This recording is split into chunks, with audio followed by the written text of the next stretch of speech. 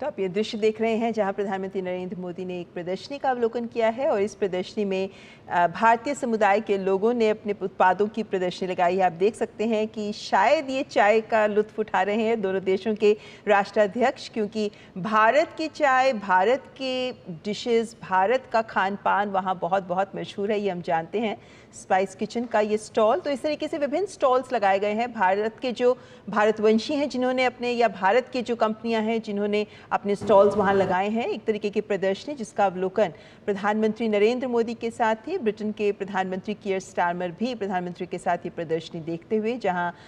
जिन भारतीय कंपनियों ने अपने उत्पाद वहां पर दिखाए हैं वो बहुत विस्तार से बता रहे हैं अपने उत्पाद के बारे में। और मुझे लगता है अजय कि ये वो क्षेत्र हैं जिनको आने वाले वक्त में इस एफटीए से तो बहुत फ़ायदा होगा ही। एम्बेसडर भट्टाचार्य जी हमारे साथ बने हुए हैं। वैसे साहब कह सकते हैं कि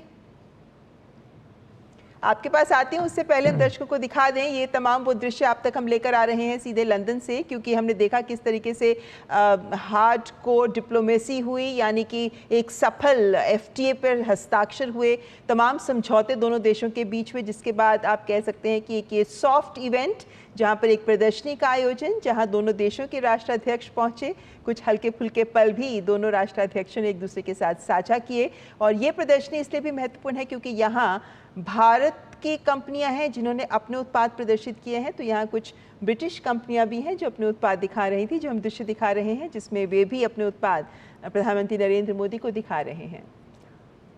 चाय का संबंध दोनों देशों के बीच में बहुत पुराना है और ऐसा कहा जाता है कि